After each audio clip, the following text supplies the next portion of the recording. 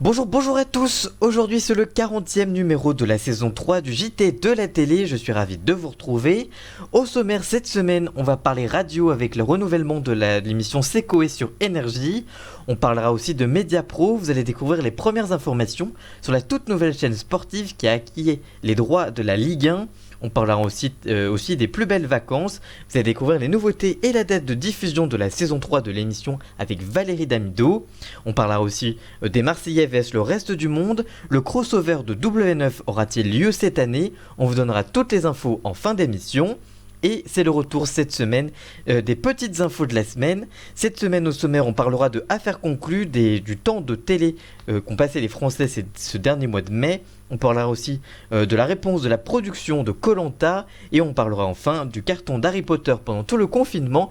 Et on en parle juste après le générique. C'est parti, générique.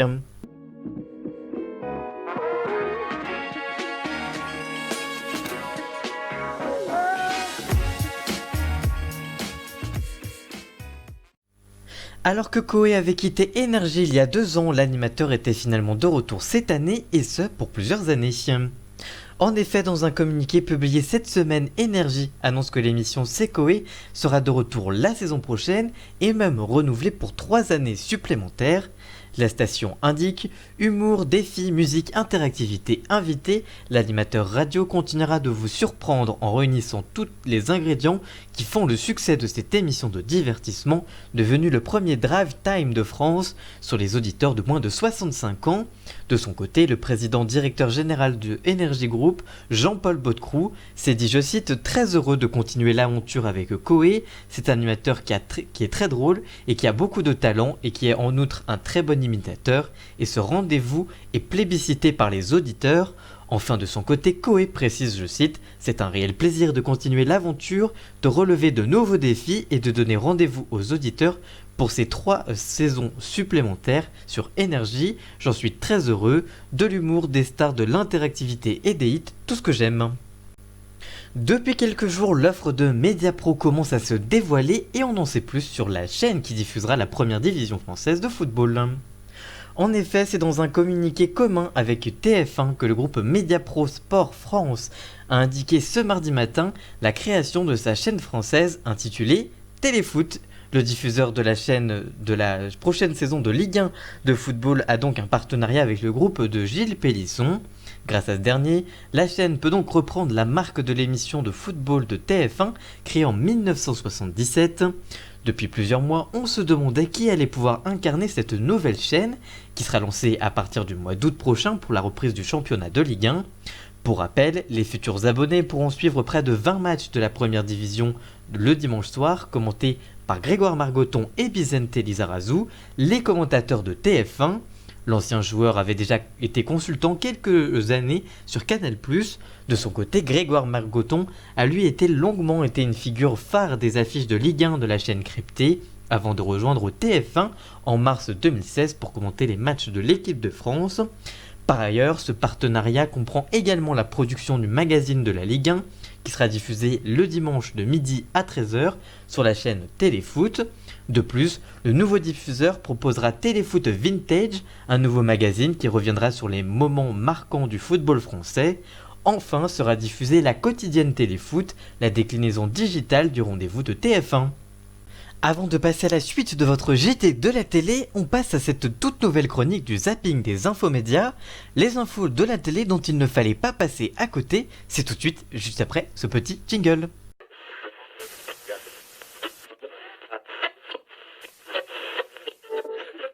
Il y a quelques jours, dans Télé Loisirs, Sophie Davant a répondu aux critiques de certains téléspectateurs. En effet, elle raconte qu'elle reçoit régulièrement des critiques la disant arrogante ou méprisante envers les candidats. Elle indique, je cite, « On ne peut pas plaire à tout le monde, mais ça me blesse qu'on dise que je suis méprisante ou arrogante. Je réfute cette critique. J'essaye que l'humour soit toujours bienveillant. » Mais ce n'est pas tout, l'animatrice a aussi répondu aux critiques concernant la question « Qu'est-ce que vous allez faire de cet argent ?» qu'elle pose aux vendeurs d'affaires conclus. Elle précise, je cite, « On m'a demandé de le poser, ça fait partie de mon job, ça apporte une information intéressante, j'évite d'ailleurs de la poser quand il s'agit d'une petite somme. » Après les records d'écoute de la télévision en mars et en avril, qu'en est-il du mois de mai après le déconfinement? Médiamétrie a révélé ce mardi les chiffres de l'écoute des Français de la télévision pour le mois de mai. Ils montrent que l'effet confinement a continué de profiter aux chaînes de télévision en mai. En effet, les Français ont passé en moyenne 4 heures et 3 minutes par jour devant leur écran. Cette moyenne est élevée mais n'atteint pas les sommets d'avril et de mars dernier. Les Français étaient confinés jusqu'au 11 mai en raison de la crise du Covid-19. Ils ont regardé la télévision 25 minutes de plus chaque jour par rapport à mai 2019. La moyenne est moins importante qu'en mars et en avril, où les records d'écoute avaient atteint alors respectivement 4h29 et 4h40 minutes chaque jour. Alors que la finale de koh a lieu ce soir, certains candidats ont remis en cause le montage du programme. En effet, récemment, Inès ou encore Ahmad ont critiqué le montage de l'émission. Selon eux, il prend parti et contribue à leur donner une mauvaise image. Contacté par Télé Loisirs, Julien Magne, le producteur de koh, se défend et indique, je cite, « Entre le ressenti des aventuriers sur le camp et la réalité, il y a un réel fossé. Ils ne sont pas forcément objectifs sur ce qu'ils font ou non. Dans koh, aucune image n'est trafiquée ou détournée. Les propos des candidats sont évidemment pas faussés. On résume en 110 minutes 3 jours d'aventure, donc forcément il ne peut pas tout y avoir ce qu'il s'est passé. On s'attache vraiment à raconter les histoires principales et ce qui fait avancer le jeu. Dans le cas d'Inès, si elle bronze alors que 2 candidats parlent d'une stratégie à quelques mètres, on la verra évidemment dans cette position. Concernant Ahmad et le parcours du combattant, son coup de poing était fort donc nous l'avons laissé au montage, mais nous ne pouvons pas diffuser l'arrivée de tous les candidats, nous avons laissé uniquement les 3 premiers. Lancé au début du confinement le 14 avril 2020, les rediffusions de la saga Harry Potter ont été le succès du confinement. En effet, le premier film Harry Potter à l'école des sorciers a rassemblé près de 7,5 millions de téléspectateurs et 30,5% de part d'audience sur TF1, un score quasiment égalé lors du 3e film. Les autres se stabilisent autour des 7 millions de Français. Malgré tout, les 3 derniers films enregistrent une baisse. La moins bonne audience est celle de Harry Potter et les Reliques de la Mort partie 1 et a rassemblé près de 6,2 millions de téléspectateurs le 26 mai dernier, c'est un score très honorable. Enfin, le compte Twitter Univers Média a révélé que en moyenne, les 8 films ont captivé une moyenne de 6,9 millions de moldus et 28,4% de parts de marché. C'est donc une très belle opération pour la chaîne pendant cette période particulière. Avant de passer à la suite de votre JT de la télé, on passe à...